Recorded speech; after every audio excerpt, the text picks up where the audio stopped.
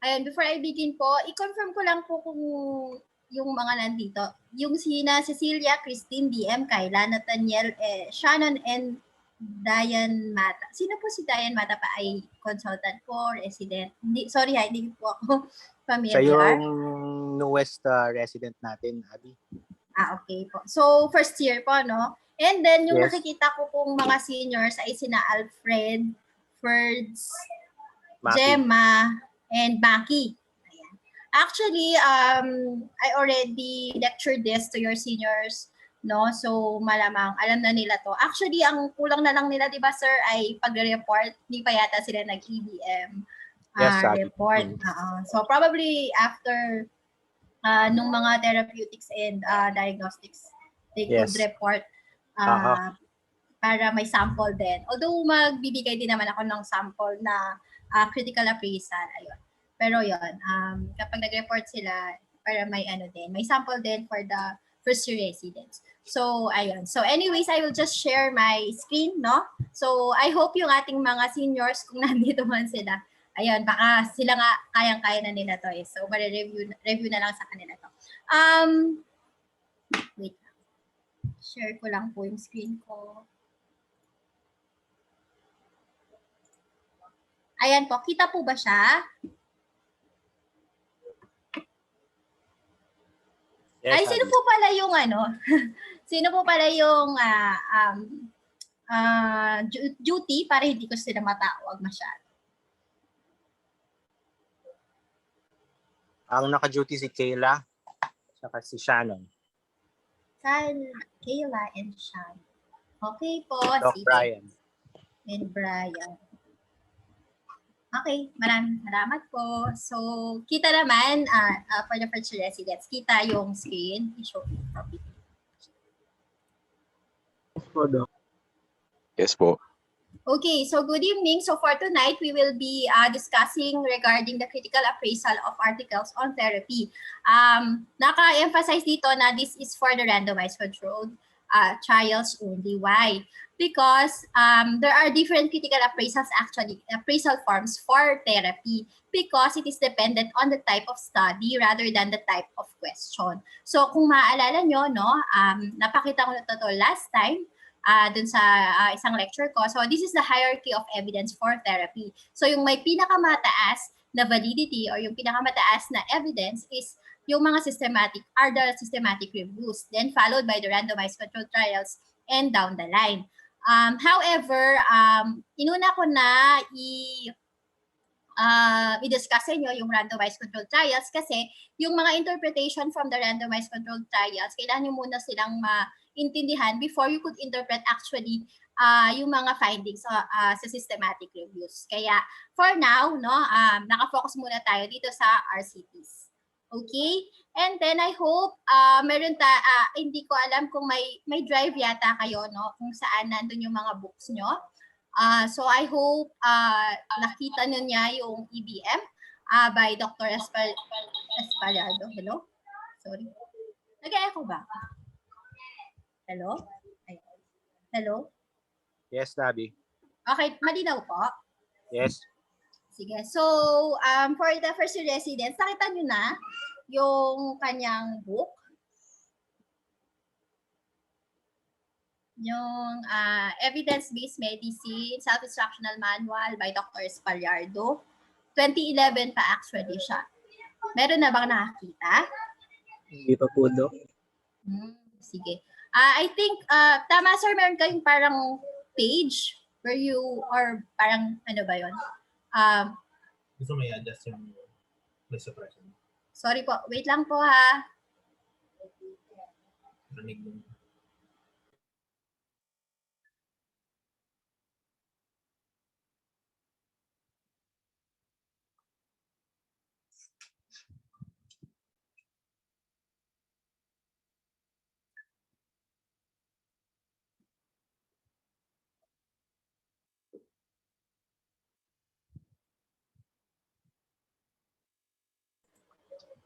Hello po, sorry na-adjust ko yung noise cancellation. Maingay sa bahay namin. Rinig po ba?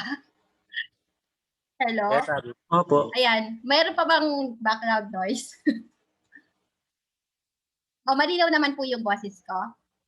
Malinaw naman po, Doc. Okay po, thank you. So yon. So I hope no I think si Doc Errol meron po kayong page no or yung files kung saan nilalagay yung mga files. So for the first year I think matagal na tong na-share. So malamang nandun lang siya. So browse nyo lang no substructural module by Dr. Spallardo kasi yun yung ating main reference. And actually it is outdated na 2011 pero may plans actually na i-update siya. Pero yun nga, for now, yun pa lang yung ating main text kasi hindi pa naman siya na-update. Pero once na-update siya, syempre, let's shift to the newer version. So yun. So let's now go to the appraisal. So, as a review, no, ito yung ating pag nag-phrase tayo ng question for therapy, di ba? Maalala natin, ito yung ating syntax. So, sabi ko nga, pwede namang hindi nyo siya sundan, just make sure na kompleto siya. So, dapat may PI, kung may comparison yung question, yun may C siya, O, and then M. So, sample lang, no, yung syntax natin is among P, patients with a certain disease, how effective is I, a certain treatment, no, in preventing O, which is an adverse outcome, using M, which is the methodology or the type of study, no? So, dito sa sample question, so among children with HIV, how effective is isoniazid prophylaxis, which is the intervention in preventing tuberculosis, which is the outcome using a randomized control trial. Okay, so let's go on. So, yung critical appraisal, no, may five basic questions lang siya or 5 basic steps. So please remember this. So kasi ito din naman yung paulit-ulit na step for every appraisal. Mag-iiba-iba lang yung questions under these steps, no? So number 1, is it relevant? So yun yung pinaka-first na itatanong natin. Doon ay sasagutin natin. So ano ba yung dito sa first question na to, ang iisipin lang natin is masasagot ba ng article na to ang aking clinical question? So, yun lang siya. Is it relevant? And then, yung pangalawa, is it valid? So, ang tinatanong natin valid in essence dito is, papaniwalaan ko ba itong article na to? Or paniwala ba ang article, ang mga resulta ng article na to? So, yun yung main na gusto natin tignan to the second question. And then, the third question is, syempre, what are the results? Ano yung mga results? And then fourth, can the results help me in caring for my patient? So sa fourth step, we will go back to the patient, titignan natin, ito bang mga gamot na to or ito bang intervention na to, ma-apply ko ba to sa aking pasyente, sa mismong pasyente ko? So actually, palagi tayong bumabalik dapat dun sa clinical scenario or yung patient natin. And then the last one is resolution of the problem. Siyempre, ito na yung pag-e-explain sa pasyente or ito na yung part na ibibigay ko ba yung intervention to or yung therapy na to or not. Okay. So, ito yung 5 major steps lang. Kung makikita nyo, actually, kapag nag-search kayo sa internet no or other books, may iba rin silang mga general steps. Like ito, yung kay Dr. Dance, which is from yung pangalan ng book niya is Painless EBM. Ito yung mga steps niya. Appraise directness or relevance, appraise validity, appraise results, appraise applicability, and individualize the results. So kung makikita nyo, no, halos pareho lang. Actually, pareho lang sila. Iba lang yung pagkakasabi. So actually, mga questions din nila, iba lang yung pagkakasabi, pero similar lang yung gustong tignan. No? So pero for our purposes, para hindi kayo malito, ito lang yung gagamitin natin na general steps, yung kay Dr. Espalian. 2011. Okay? So, at this point, may question mo? So, if wala, no, let's go on. So, first, no, siyempre, yung general question, which is very easy na sagutin, is it relevant? So, ano ba ang tinitignan natin? So, yung main question under this step is the objective of the article comparing the therapeutic intervention similar to your clinical dilemma? So, ang gagawin mo lang dito sa step na to is to fill up this table. So, this is your clinical, may PICOM ka dito, and then you just fill up yung PICOM ng clinical question mo, and then tignan mo yung yung PICOM ng journal, and then you just compare them kung halos similar. So, kailan ba pwedeng magiging dissimilar, no? Halimbawa, yung na-search mo sa article, yung population is pediatric, pero yung, adult, halimbawa, pero yung question mo, yung clinical question, halimbawa, ang clinical question mo is regarding ang population niya is adults, pero yung journal na nakita mo is mainly pediatric yung population. So parang, ito ba ay makaka-apekto doon sa aking, ito ba ay magiging applicable kaya kung pediatric yung population ng study, adult nga yung gusto ko. Ganun. And then intervention, paano ba? Pwede kasi yung iba, no? Halimbawa, isang gamot, halimbawa, vitamin B complex yung therapy mo. Pero yung journal, vitamin B complex. Ayan, vitamin B complex, halimbawa, yung gusto mong intervention. Pero yung nakita mong journal is vitamin B complex with, halimbawa, iron and any, plus some kind of medicinal plant. So, syempre, parang hindi, no? Hindi siya similar kasi hindi mo mahihiwalay yung effect ng ibang mga gamot dun sa vitamin B complex na gusto mo lang. So, parang X na siya. And then, comparison, kung syempre, magkaiba yung comparison ng journal. Outcome, yon. Pwede kasing magkaroon din ng difference dito. Kung halimbawa, yung outcome na gusto mo is cure talaga, ano yun? Kung halimbawa cure yung outcome ng journal is like number of days na asymptomatic pero meron pa rin siyang disease, gano'n. So titingnan mo kung medyo similar, kung tatanggapin mo ba yung gano'n na parang difference, katanggap-tanggap, i-yes mo siya. Pero otherwise, no, kung talagang parang hindi naman niya masasagot kasi magkaiba talaga yung intervention or magkaiba talaga yung population, super different, then ang gagawin natin is, kailangan mong maghanap ng ibang article. So, wag ka nang mag-waste ng time na ituloy pa yung appraisal. Kasi syempre, di ba, mag-effort ka pang i-check yung validity, titignan mo pa yung results, ganyan. Tapos in the end, hindi mo naman kasi siya pala magagamit kasi nga, grossly different yung objective ng journal with your clinical question. So, huwag yung pagpilitan. Kung ganun, hanap na lang ng ibang article na makakasagot talaga dun sa iyong clinical question. Okay? So, sabi nga dito, if you feel that the article might provide a reasonably close answer to the question you are asking, then proceed. However, no, kung hindi talaga, medyo malayo talaga, look for a closer match. Huwag mo nang ituloy ng appraisal yung article na nasimulan mo. Okay? Sige. So, yung iba kasi, nagkakaroon ng pagkakamali dito sa part pa lang na yan. Kasi parang grossly different na talaga. Tapos pinilit pa. X na yon. Hindi na siya, papaulit lang sa'yo yung appraisal. Kasi dun pa lang sa first question is, no na talaga. Malaking no na siya. Okay? Ayun. So, let's go on to the second general question. So, is it valid? Ano ulit yung gusto nating malaman dito sa step na to? Si Cecilia.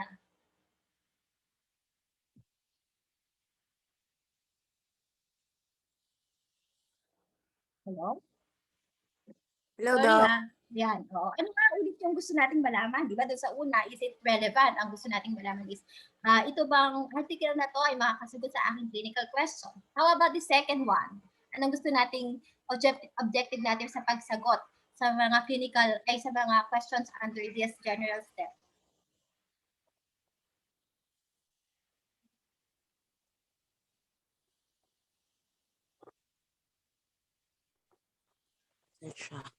Ayan. Doc, Ayan. sa validity po, yung ano po natin, ang tinitignan po natin is accurate po ba siya dun sa tinatarget natin, dun sa studies po na ating pinag-aaralan. Okay? Medyo close. So in this step, no, we want to know kung papaniwalaan ba natin, no, yung sinasabi ng article. Okay? Sige. So let's go now to the second step. So yung is it valid, may mga primary tsaka secondary. Yan. May primary and secondary validity guide. So ibig sabihin may mga sub-questions dito sa general step na to. So first we go to the primary validity guide. So may dalawang question dito. So yung first one is, was the assignment of patients to treatment randomized?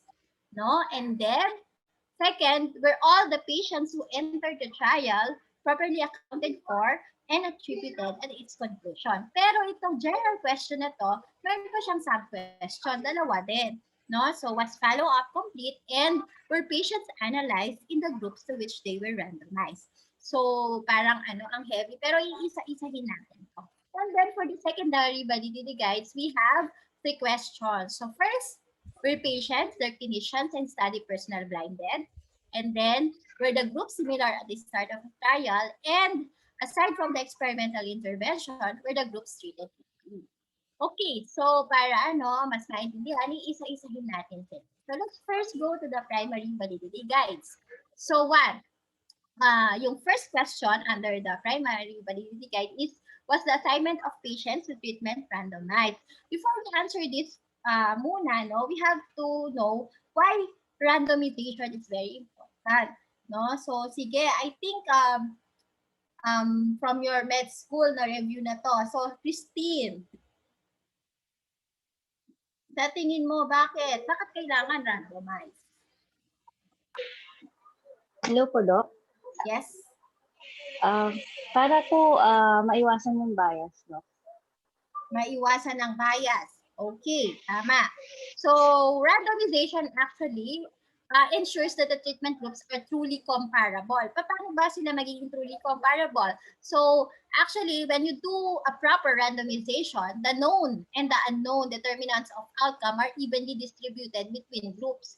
And the randomization balances the groups for prognostic factors. So, ibig sabihin, kapag maganda yung pag-randomize sa isang trial, at the start of the trial, yung dalawang groups, the treatment or the intervention group and the placebo, or the control group are similar for all factors, known or unknown. So, ibig sabihin, kung magkapareho sila sa simula pa lang, kapag may difference sila in the end, ma-attribute mo siya dun sa treatment, hindi dun sa any other factors from the start. Kasi from the start pa lang kasi similar naman sila. So ano pa yung difference? Ano pa yung pagkakaiba sa kanila? Yun lang treatment. So you need actually, mas maganda talaga na randomize ang pag-effectiveness yung ating tinitingnan. So actually, randomization should also be concealed from clinicians and researchers of the study to help eliminate conscious or unconscious bias. So, parang nabanggit ni Christine, so ito yung pag-conceal kung ito bang pasyente ko ay tumatanggap ng placebo o yung aking pasyente ba ay tumatanggap ng treatment is called allocation concealment. Iba pa siya sa randomization. Okay? Gets ba siya? My question ba for now? The difference between randomization and allocation concealment. Okay, so kung wala, let's move on, So, so napag-usapan na natin, ang importansya ng randomization. So, paano ba sasagutin yung question na was the assignment of patients to treatment randomized? So, para masagot mo ng yes or no, syempre, yes or no lang naman yung answer dito. Pero remember, wag nyo lang ilagay na yes or no. Dapat merong kaakibat na dahilan, bakit yes or bakit no. So, tip para para masagot niyo tong part na to is to check mo lang if look for the words randomization lang, randomize, randomly allocated or assigned in the title, abstract, or methodology. So usually ako methodology ako tumitingin pag nandito sa part ng validity. So pag may nakita kayong randomization, ganyan, okay na to, yes. Tapos ilagay nyo lang yung mismong word for word na parang sentence, dun sa methodology or abstract regarding randomization. So, madali lang tong part na to. And then, para din makita kung may allocation concealment, in addition to the randomization, you look for a phrase stating one of the following. So, clinicians recruiting a patient must contact a remote center to obtain a patient treatment assignment. So, kung may nakita kang parang ganyan, meron siyang allocation concealment or any of these two. Envelopes containing the allocation sequence were sealed and numbered, or may nakasulat na vehicles or packages containing the medications were indistinguished. So kung may nakita kayong ganyan, so yes na siya. And then you just put yung mga particular sentences sa methodology na similar to this phrases. Okay? May question so far? So, bakit pag sinabi mong may bias kasi kapag alam mo, paano kaya yun, BM? Pag alam ko na, ay, may nasa treatment group yung pasyente. Or, ay, placebo. Ay, alam ko, placebo siya. BM? Yes po, Doc. Sorry po. Ano kaya mangyayari? Ano yung could you parang expound dun sa sinasabing bias ni Christine kapag alam mo? Diba, ikaw yung doktor at alam mo sa treatment ko, ay ito, sa placebo lang.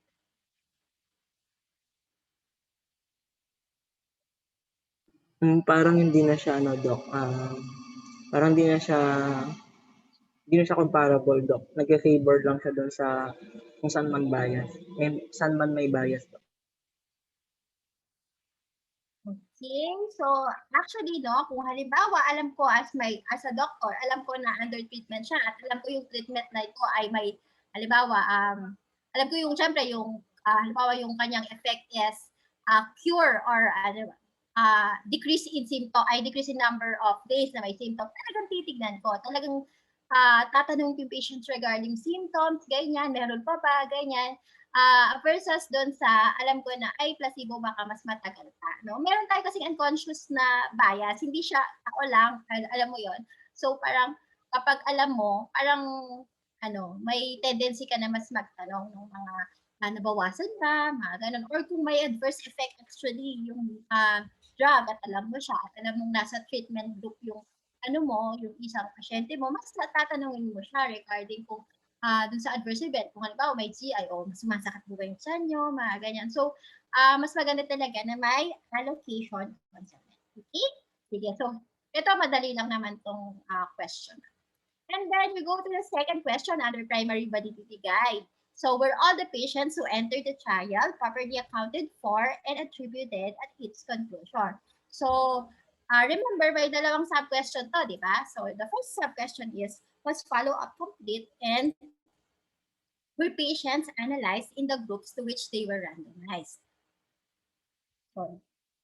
So isa-isahin natin yan. So, paano natin sasagutin yung was follow-up complete? So, kapag follow-up complete, ano yung naiisip mo Nathaniel? Yes po, Doc. Ano yung naiisip mo na paano pag sinabing follow-up complete sa isang study? Ano po, Doc? Kung doon po sa phase na nabigyan sila ng intervention, Doc, kung nasusuri ba sila or namomonitor po nung investigator, parang ganoon, Doc, for the effects, Doc, kung whether placebo po or yung treatment arm po or yung comparator, parang ganoon po ba, Doc? Okay. Actually, nung unang dati, parang ganon, yung pag una mo siya talagang narinig, follow up. So, kung follow up, kasi clinicians tayo, di ba? Tama, yun yung mauna nating naisip. Pero for this question, actually, ang ibig sabihin niya is, kung yung bang mga na-recruit from the beginning ay natapos yung trial, no? So, para hindi tayo malito. So, ito yung ibig sabihin niya. So, ang tinitingnan actually dito, it's yung dropout rate. No? So, ano ba yung dropout rate? Ito yung mga, para makita mo kung may dropouts, tingnan mo lang yung number of, sorry, may chat. May chat. Ayan, si DM. Ayun, tama si DM. If the total number of population from the start was able to finish the trial.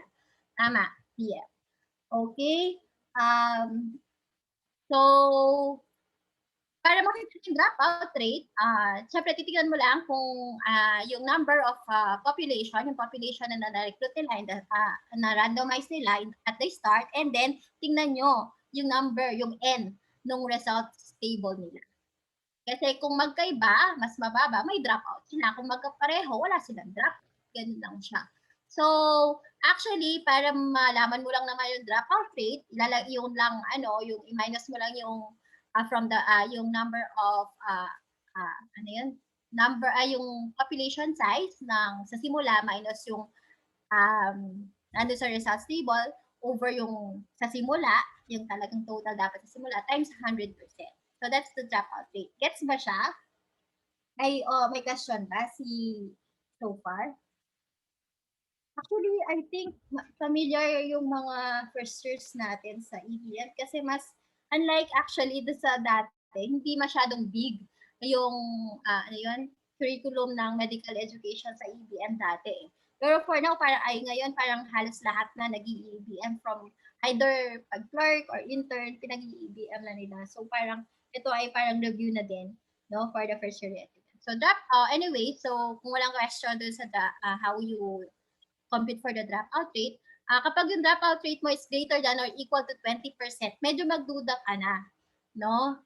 Dun sa results ng study. Kasi medyo malaki yung nabawas from the population, baka hindi na valid, no?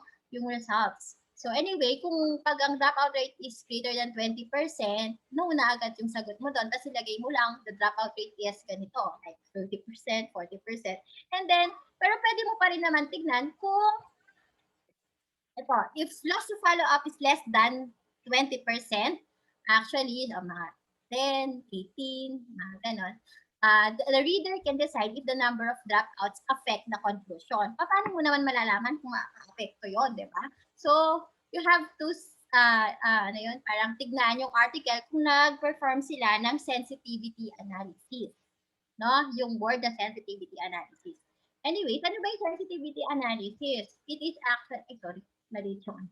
So, what is sensitivity analysis? So, these are series of analysis of data set to assess whether altering any of the assumptions made leads to different final interpretations or conclusions. So actually, may mga statistics or may mga ways actually para ma-check to. So ano tong mga to? Dalawa lang yan. So intention to treat analysis or you could make the best case, worst case scenario. So make the best and worst assumptions about what happened to the dropouts. So isa-isahin natin to. Ano ba itong intention to treat analysis? Sino na nakarinig nito? O nakabasa nito? ITT. Ganyan. Nabasa niyo na ba yung ganito? Any of the first years?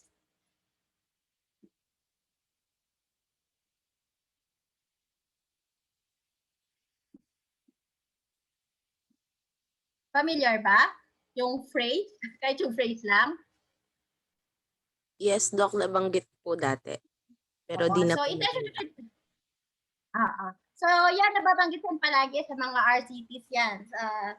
Nababanggit. So, intention to treat analysis. So, this is actually a statistical analysis that includes every subject who is randomized according to the randomized treatment assignment.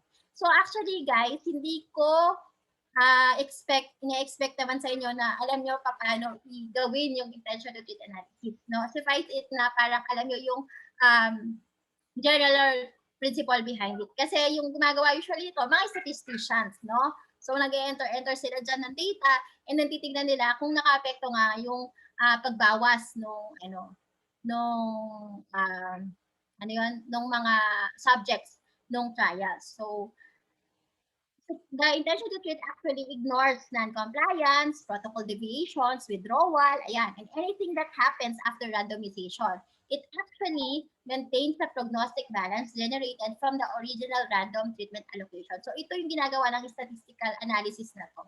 Although yung paggawa niya, ako actually hindi ko pa yan ginawa. So usually, I think you have to have a statistician or kung statistician ka, you know this. Meron bang statistician dito? Sa mga first years, yung undergrad nyo pala, stats. Meron ba? Anyway, so yun. So yun yung principle behind the intention to treat analysis. This is statistical analysis. And then, paano naman gagawin yung best case, worst case scenario? This one, pwede natin yan gawin na tayo lang, kahit hindi tayo statistician. So, para mas maintindihan, okay lang ba sa first year? So please take a picture of this hypothetical RCT. Okay lang, no? Paki-picturean. So in this hypothetical RCT, patients with severe pneumonia are randomized, no, to receive either active treatment or placebo. So sa treatment raw, yung una nilang population is na randomized na population is 30, and dun sa placebo 30 din. Okay? There are 30 dropouts of the study. Sabi nila, may 6 na nag-dropout sa treatment and may 7 na nag-dropout sa placebo. So, kung titingnan mo, ano yung dropout rate?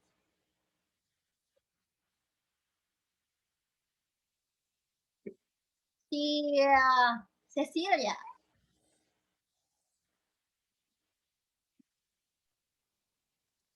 Docs, kung sa dropout rate po,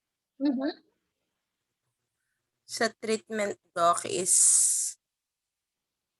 Sa buo, in general. so doc ano po siya? 13 divided by 60. Okay, so that will be Ay, hindi ko pa po na-compute. sige, mga 21, parang 21%, parang gano'n. 21.66 doc. Sorry pa. Kung titignan mo, actually, bagsak na siya dun sa una pa lang natin, di ba? More than 20% na. So, pero for the purposes of, para maintindihan natin yung best case, worst case scenario, ituloy lang natin to, no? So, sige. And then, another given is the number of patients cured, ha? Remember, cured. Sa treatment group raw, 19 yung na-cure. Okay? And then, sa placebo group, 14 ang na-cure. Okay? So, sige, gawin natin yung best case, worst case scenario. Pero remember guys, usually di na nga ito ginagawa kasi usually ngayon, yung mga RCTs natin, may intention to treat or sensitivity analysis na ginagawa. No? So, pag nag-a-appraise, minsan, very rare na may kailangan pa natin gawin itong best case, worst case scenario. Sige, so, ano yung first step, no? First step is to count the number of patients with bad outcomes in each treatment group and express this as a fraction of the number of patients analyzed. So, sige, for the treatment group, ano yung fraction natin for the treatment group? So, si Christine. So, ilan ba yung bad outcomes sa treatment group, Christine?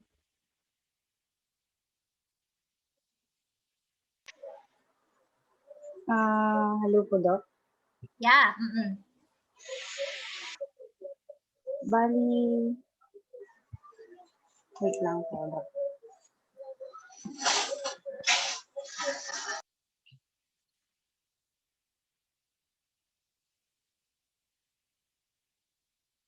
Okay, so ang bad outcomes?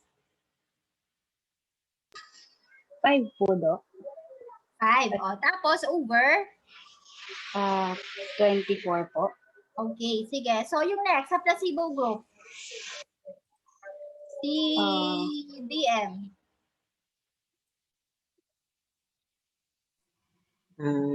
Ano, Doc?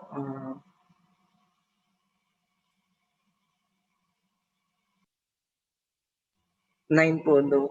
Over 23 po, Doc. 9.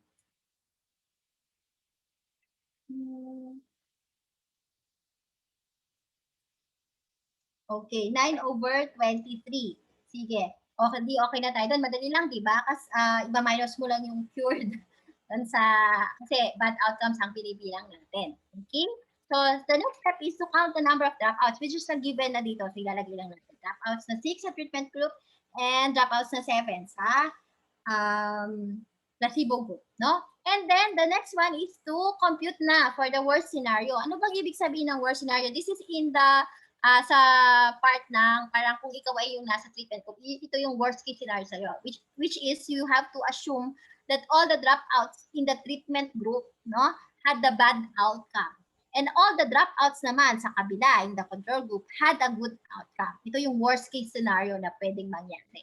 So, paano natin gagawin kaya yon? So, ang gagawin lang natin is, for the treatment group, no, not cured, no? So, 5, di ba, yung not cured. Tapos may 6 na dropout. Ilalagay na sila yung 6 na to lahat sa not cured. So, 5 plus 6. And then, over the total ng original natin, yung, which is 24 na yung natapos, plus yung 6 na dropout. So, ang ating lalabas the not cured is 11 out of 30.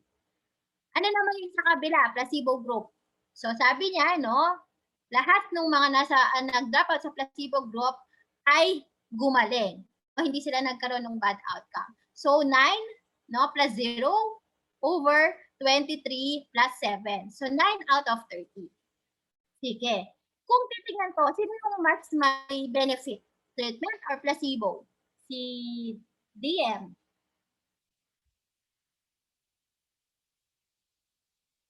DM? Sino ba si DM? Sino? Ay, oo nga, si ano na yata, Nathaniel. Sorry. Nathaniel. Sige, sino yung mas beneficial? Kung titignan mo tong ratio na to. So, sa treatment group, no, ang number ng not cured or ratio na not is 11 out of 30. Sa placebo group, yung mga hindi gumaling is 9 out of 30. So, sinong mas effective? Or sino yung mas beneficial pa? Yung placebo, Doc. Yung placebo. Placebo group po. Oo, yung mas okay pa, di ba? Placebo group. Sige, yun yung sa worst case scenario. So remember that. Tingnan naman natin kung gawin natin yung best case scenario. Ano naman yung best case scenario? So assume the opposite. All the dropouts in the treatment group has a good outcome and all the dropouts in the control group had a bad outcome. So paano to gagawin? So yung not cured, so yung 5, no, plus 0, plus 0, no, kasi hindi i-assume natin na lahat ng dropouts ay na-cure, no? Over 24 plus 6, that will be 5 out of 30. Dun sa placebo group naman, no, 9, tapos plus 7, kasi i-assume natin na lahat ng mga nag-dropout ay hindi na-cure for the placebo group, no? Over the total, which is 23 plus 7, 16 out of 30. Kapag ganito, sino mas mabuti pa, mas okay, mas effective, mas beneficial? Si DM. No, it seems like it's still the placebo group. It's the placebo group pa din? Oh, wait. Best scenario, opposite. Sino yung mas beneficial? Best case. Yung treatment po. Sorry, thinking treatment na ba? Sorry. Yung treatment kasi 5 lang out of 30 ang hindi na-cure versus yung placebo na 16 out of 30 ang hindi na-cure. So remember, not cured yung ating tinitingnan. So, pag tinignan mo sa point of view ng best scenario, no, yung treatment naman yung mas okay, mas beneficial. Kaya, yung step 5 naman, you just compare the two. Were the conclusions of the best and the worst case scenario different? If yes, then there were too many drugs. Ganun lang siya sa kasimple. Dun sa analysis natin, di ba? Dun sa magkaiba sila. Sa worst case scenario, mas harmful pa yung treatment. Sa best case scenario, okay siya. So therefore, actually, there were too many dropouts in this study. Ganun siya. Ganun yung paggawa ng best case, worst case scenario or analysis. Malinaw ba siya so far? May tanong? Wala po. Okay, sige. So alam na natin, no, kailangan para masagot natin yung sub-question na was follow-up complete, either merong may intention to treat analysis o kaya kapag wala nun at nag-best case, worst case scenario tayo, dapat pareho yung conclusion. Otherwise, too much yung dropout. So, paano kung sasagutin tong first na sub-question? So, tip lang. So, look at the number of patients enrolled at the outset and compare this with the number of patients reported in the results table, as I mentioned earlier. And then, check nyo din. So, kung more than 20%, mag-doubt na kayo. Pero sige, tignan nyo pa rin whether a sensitivity analysis, which is either an intention to treat analysis or a best case, worst case scenario or analysis was done. So, kung nakita nyo doon sa methodology na may nakasulat na nag-intention to treat sila, nag-sensitivity analysis sila, at sinabi nila na parang the dropouts based on this analysis, statistical analysis, hindi naman nag-apektuhan yung results ng study, yes pa rin tayo dun sa was follow-up complete. Okay? So, if validity is reported, ayan. If validity is reported, one can safely assume that follow-up was complete. Okay? So, titignan nyo lang actually. Hindi naman kailangan gawin yung statistical analysis. You just have to check kung ginawa nung study. And then, okay, so we now go to the second sub-question, where patients are analyzed in the groups to which they were randomized. So, dapat all those belonging to the control group or treatment group are analyzed from beginning to end in the same grouping, including those who were dropped or withdrawn or changed treatment. So, essentially, ito yung principle ng intention to treat. So, kung may intention to treat, again, kung may intention to treat analysis na nakabanggit na ginawa nila dun sa study, yung part na to is yes na agad. No? Kasi yun yung principle behind the ITT analysis. No? So, and then you have to see then if there are no crossing over treatment modalities na ginawa. So, tip. Paano mo masasagot itong second sub-question? So, look for the term intention to treat, and then look for some indication that patients retained their original assignment, even if they were non-compliant. So, paano mo makikita yon? So, yun nga, you just check the numbers pa rin.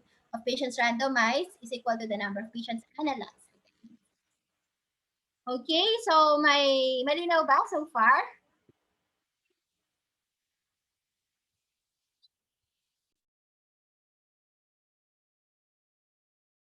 Yes po. Okay lang po, Doc.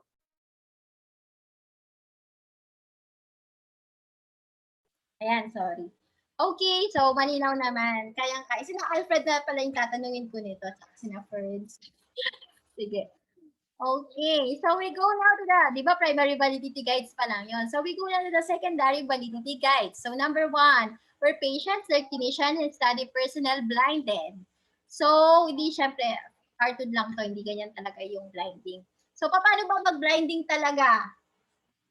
Paano ba nila ini-ensure na blinded yung patient, clinicians? Ito alam ni Alfred. Doc, paano? pwedeng Doc, yung tawag dito, Doc, yung fishbowling ng method, Doc. Fishbowl. Hindi ba to randomization? Iba ang randomization sa blinding.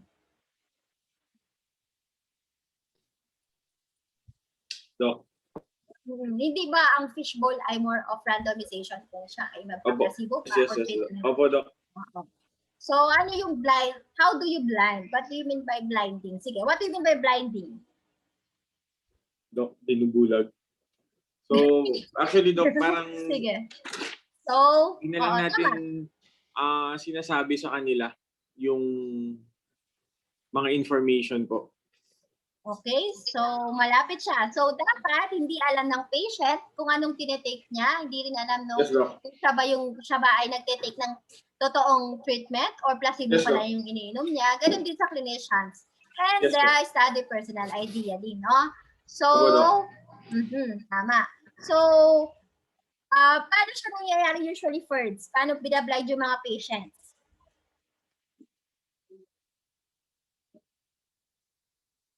Ferds? Ay, duty si Ferds. Hello? Sorry, duty ba si Ferds?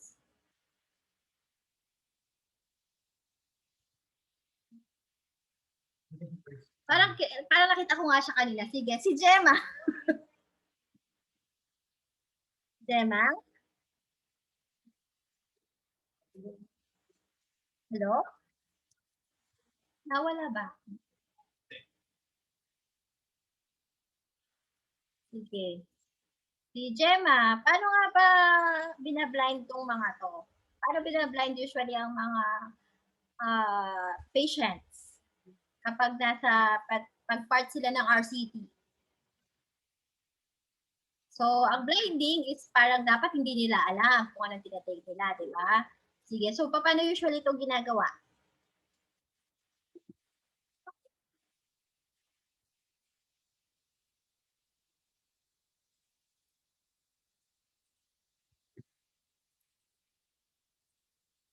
Okay, hindi yata ako narinig. Maki!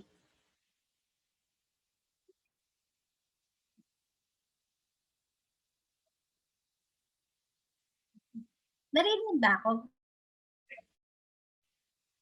Maki?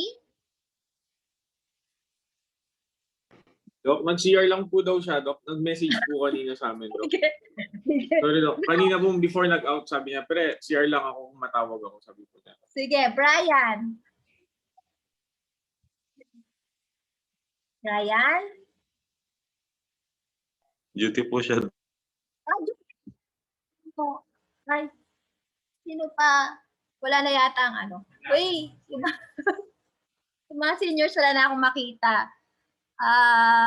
Pero I hope, no, natatandaan ng mga seniors yung dating, kasi actually, halos same nga yung set of slide na ginagamit ko actually, kasi hindi naman nagbago yung module, yung satisfactional module. So, yun naman yung main basis ko for the lecture, no? So, anyway, sige, si Cecilia.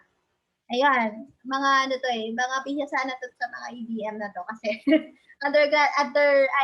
clerkship, internship, feeling ko meron na silang actually kahit sa med school, nag-EBM na ngayon eh. So anyway, so naalala mo, Cecilia, paano nga yung blinding? Doc, doon po sa naalala ko, pag blinding, Doc, hindi po ini-inform yung clinician kung yung patient is under the treatment or placebo group po. Well, more of sige, allocation concealment, no? Yon. Pero paano binablind talaga? Paano hindi ko malalaman as a clinician? Or as a patient na lang, as a patient. Paano ginagawa yung blinding sa patient? Doc, kino-conceal siya, paano? Kung yung tinitake niya po is the treatment or the placebo po. Tama, very good. So, Christine, how do you do that?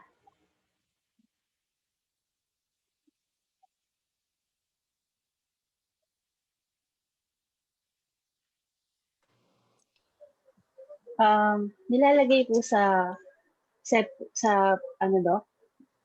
Per group.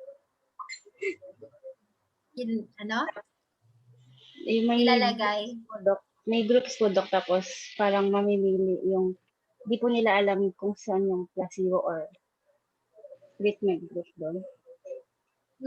Sige. Para nalilito tayo sa randomization and sa blinding. Pero sige, randomization, yun yung process na may mga pangalan and then you randomly choose kung under treatment sila or under placebo. That's randomization. Pwede yung fishbowl method, pwede yung ginagamit is nagge-generate ng random numbers and from there, pag-add, treatment group, pag even, placebo group, ganon. So that's randomization. When we say blinding, ito yung part na may gamot na, no? Pero dapat di pa rin malalaman sino man nung patient kung ito ba ang gamot na to is a treatment or placebo. So, pag ganon, ang usual, ayan, may nag-chat. Sabi ni DM. DM ba yung kanyang nickname? Iba pa yun? Si DM ba tsaka Diane Mata ay isa lang? Sorry Magkaiba po. Magkaiba sila. Okay, sige. So, si Diane Mata, sabi niya is, treatment pills look the same. So, now, no way to discriminate the placebo from the active drug. So, yun, tama. So, very good. So, usually, hindi lang yung look, they have the same, hindi lang look, pati yung taste, pati yung smell, kung kaya, no? Kaya medyo magastos kasi yung mag-RCT din, lalo na kung blinded, double blind or triple blind yan. Kasi i-manufacture in such a way na indistinguishable. Kung yung iniinom pa ng gamot ng patient ay treatment or placebo. So, baski yung doktor dapat, kung makita niya na ito yung pill na binigay dun sa pasyente, ganyan, siya din niya mali-distinguish. So, tama si DM. So, same look, same taste, same smell, no? Kung kaya. So, ayun yung blinding. So, blinding is the process by which the intervention is being concealed. Ayan. So, patients, clinicians, kailangan natin ng blinding kasi yun nga, patients, clinicians, and data analysts, whether optimistic or pessimistic, can systematically distort reporting of treatment outcomes. So, sinabi na-discuss natin to kanina, kapag alam natin na treatment group yung patient, placebo group yung patient, meron tayong like, syempre, we're humans, we have this bias to question them regarding the effectivity or the adverse effect, no, nung gamot. Kahit patient ko, so kung alam niya na, ay, ito, ano to active drug. Ito talaga yung, yung tinetest na drug. Parang, alam mo yun, may placebo effect. Parang, ay, ang ganda na ng pakiramdam ko. May ganun talaga, di ba? Versus dun sa alam niya na parang, ay, hindi naman, wala lang to, ano lang to, tubig, ganyan. So, kung alam niya, may bias pa din. Kaya dapat blinded pa rin yung patients, clinicians, pati yung mga data analysts, yung analysis na mag-analysis analyze ng data nung trial. So, yan. Okay, may question ba so far?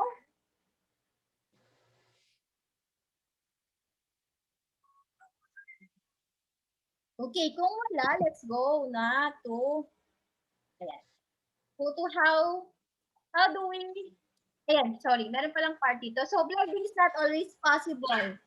Ano kaya mga interventions na hindi posibleng mag-blinding? Napush ko na ba si SDM?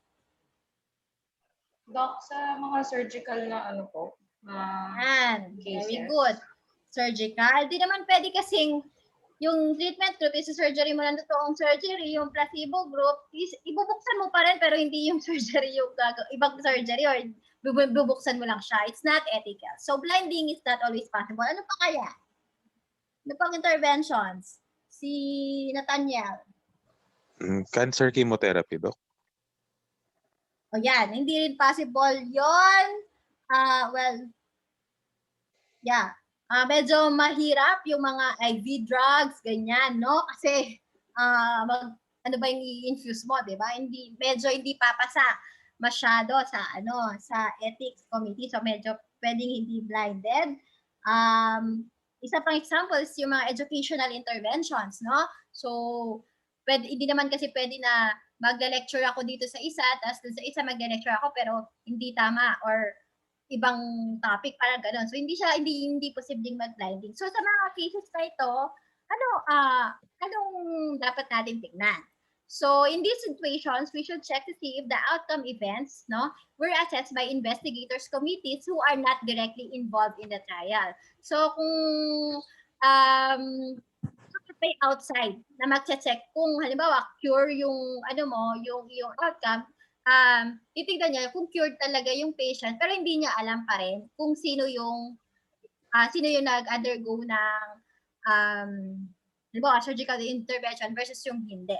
So parang hindi niya kaharap na parang may like siguro may imaging, mga ganyan na papakita pero hindi niya alam which one underwent the surgical intervention, tas yung at kung sino yung hindi. Gets ba? I mean, malinaw ba so far yung ganitong situation? Si Dayan Mata, okay naman? Malinaw ba so far? Opo, Doc. Okay, sige. So, tip, eto na tayo. Paano natin siya sasagutan? So, napaka-easy lang. Look for the use of identical preparations. So, kung may nakasulat sa kanyang methodology na yun nga, pinapare nila yung pills in such a way na same same ng appearance, smell, taste, ayan. Okay, no? Yes na to. Information on treatment, dapat makita mo rin na information on treatment assignment should be withheld from the outcome assessors. Lalo na, itong part na to is for those na yung hindi possible yung blinding. And then, look for statements indicating that they were blinded, that clinical data was withheld, or that their assessments were independent. So, kung meron kayo nakita sa methodology, no, na mga ganitong similar na mga sentences, yes na. Pero make sure na yon nakasulat na yung kasi identical preparations lahat na patient and clinicians ay hindi na hindi na nila ma-identify Ang problem kasi dyan is kapag talagang hindi possible yung blinding. So, dun sa yung mga statement na blinded, ay, yun doon sa baba. Look for statements indicating that they were blinded, that clinical data was withheld, or that their assessments were independent. Doon tayo nagkaka-problema. No? Pero usually identical preparations, appeals, wala nang tanong dyan. Yes na agad to. Tapos you just have to state yung mismong sentence sa methodology na nagsasabi ng ganong phrase or similar phrase. Okay? So, merong malinaw ba so far, Cecilia? Baka may question? Okay, sige. So, yung isipang question is, were the groups similar at the start of the trial? Paano ba natin malalaman na similar sila? So, anyways, na-explain na to kanina na dapat similar sila. Treatment and control group should be similar for all the factors that determine clinical outcomes of interest, save for the experimental therapy. So, ito parang related siya sa randomization. Pero yun nga, dito sa question na to, ma-check kung okay yung randomization na ginawa nila. Kasi kapag okay, dun lang magiging similar yung groups at the start. So, paano siya i-check? Ay, wait lang. Sinabi ko na rin to, the greater the similarity between known prognostic factors for the control and experimental group, the more likely that the results can be attributed to the intervention rather than to the difference in this factor. So, na-explain ko na rin to. So, paano ko na lang sasagutin yung part na to? So, look for the report of the comparison of the baseline characteristic. Usually, table 1 yan pag RCT. Baseline characteristics. Table 1. Tapos, ang titignan nyo is the p-value. Anong p-value para masabi nating similar yung dalawang group? Si Christine. Anong p-value para masabi nating similar yung dalawa, yung treatment and the control group? Dok, hindi ko po alam kung tama, pero yung 0.01.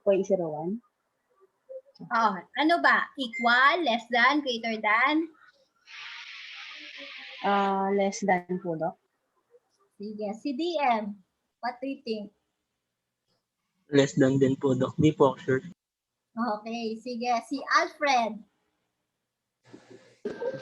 Doc, sorry, hindi rin po Doc.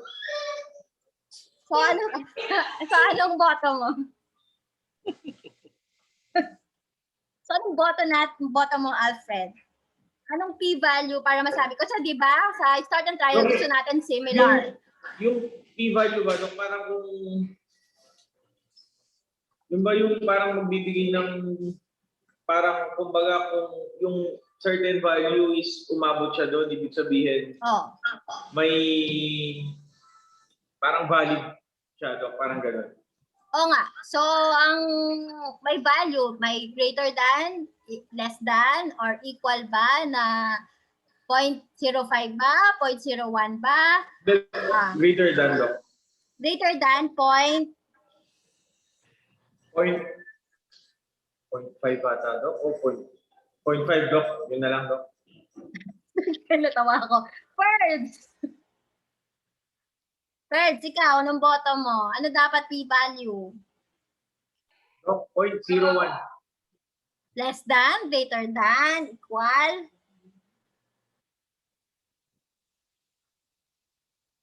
Ferds? Sumagot na ba si Ferds? Si Ferds yata yung narinig ko kanina, diba? Ferds?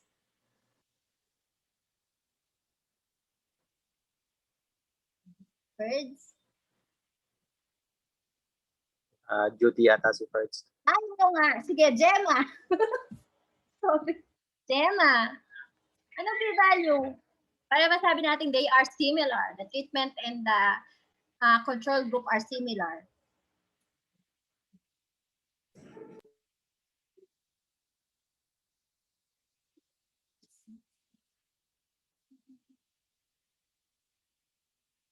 Okay, si Maki. Maki? Yes po, Doc. Oo. Doc, kung significant po, Doc. Kung anong p-value para masabi mong similar? Similar, not different. 0.05 po, Doc. Ano, equal, greater than, less than? Less than 0.05 po, Doc. Less than 0.05. Actually, guys, Pag p-value, no, para sabihin mo statistically different, yun yung p-value less than 0.05. No? Kung mas gusto mong mas strict, less than 0.01. Pero para sa atin, sa start ng trial, gusto natin hindi significantly different, diba? Gusto natin similar. Kaya baliktad. P-value greater than 0.05 ang gusto nating p-value sa table 1. Sa table 1 to ha, dun sa baseline characteristics. Yung significantly different, yun yung gusto natin kapag dun sa results part na. Okay? So, however, no, p-value just tell us whether the difference between the treatment and the control occurred by chance lang. So, actually, para sa p-value, dapat tinitignan pa rin natin yung individual values. Kasi, when the studies report that there was no statistically significant difference between the two groups for baseline characteristics, we have to assess kung the difference, the individual values, are clinically important. So, for example, no, this is a baseline characteristics in a randomized trial assessing the hospitalization rates with cardiac rehabilitation compared to usual care in patients with heart failure. Ito yung part ng kanilang baseline characteristics, no? So this is the, ito yung treatment. Hindi ko lang kung nakikita nyo yung aking arrow. Pero anyway, this is the cursor.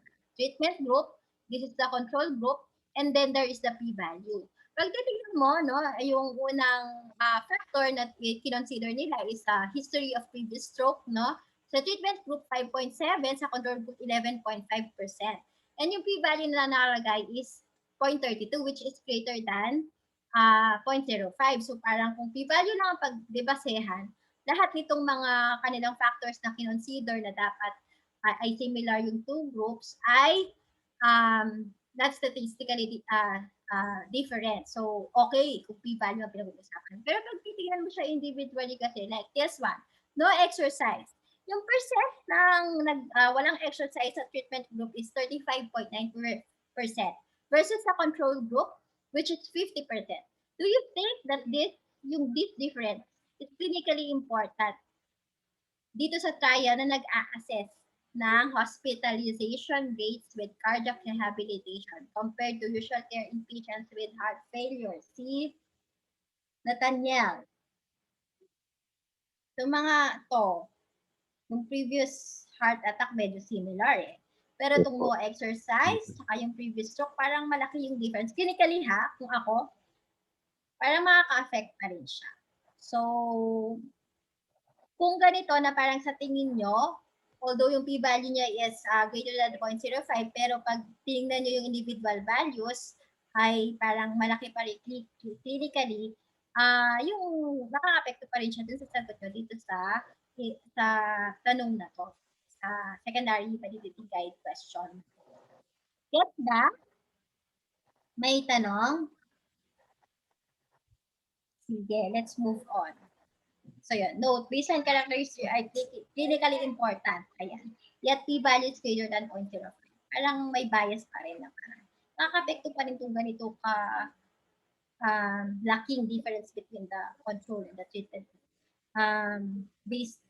Makaka-apekto siya dun sa outcome. Sige. So, I think the last question for the secondary validity guide is this one. So, aside from the experimental intervention, were the groups treated equally? So, anong tinitignan dito? Co-interventions. What are these? These are interventions other than the treatment under study that are differentially applied to the treatment and control groups. Ano ibig sabihin nito? Halimbawa, peripheral neuropathy ang disease. Adult patients with peripheral neuropathy yung disease, and the outcome mo is to lessen the pain. So halimbawa may analgesic of bagong analgesic kang tinetest. So yung sa treatment ko, bibigyan mo siya ng analgesic na yon. Sa placebo group, hindi mo siya bibigyan dahil yun naman talaga yung yung study mo. Pero pwede ka pa rin naman kasi magbigay ng iba. Kasi syempre, hindi yun naman pwede na hindi mo bigyan ng anything. Yung placebo group, in pain sila. That's not ethical. So, pwede pa rin magbigay, pero dapat pantay. So, kung halimbawa, magbibigay ako sa treatment group ko ng, pregabalin.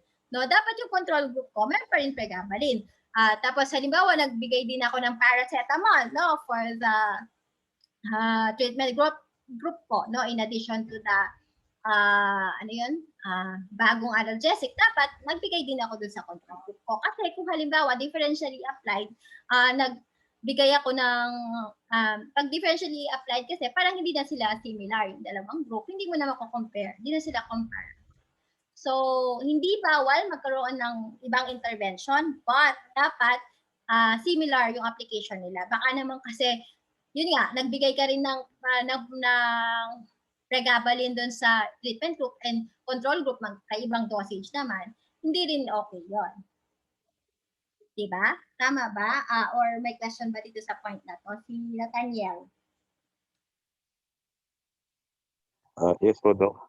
Sige, so titingnan nyo lang. So may iba pa silang gamot na binigay. Kung meron, tingnan nyo kung halos pareho lang din yung indications na binigay yung dosage, yung indication para sa pagbigay dun sa mga gamot na yun. So, co-interventions when differentially applied, di ba, distort the results since they in themselves might cause changes in the reported outcomes. Kaya pala, mas lesser yung pain ng isa kasi hindi dahil dun sa intervention na iniimbestigan mo, kundi dahil dun sa binigay pa na additional, like yung paracetamol or yung pregabalin, mga gano'n. Okay. So, I think, ito na, di ba, ang haba ng validity guide, may primary validity guide, tapos may secondary validity guide, tapos titignan mo pa, overall, is the study valid?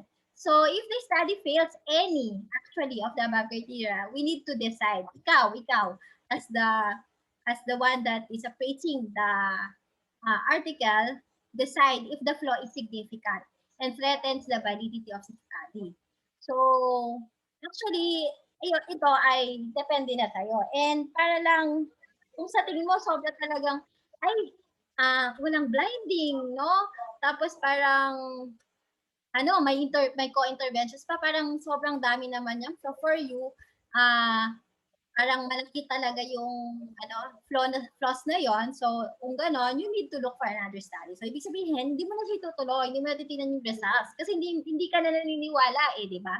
Itong part na kasi to is, ang goal mo is to find out if maniniwala ka ba dun sa study.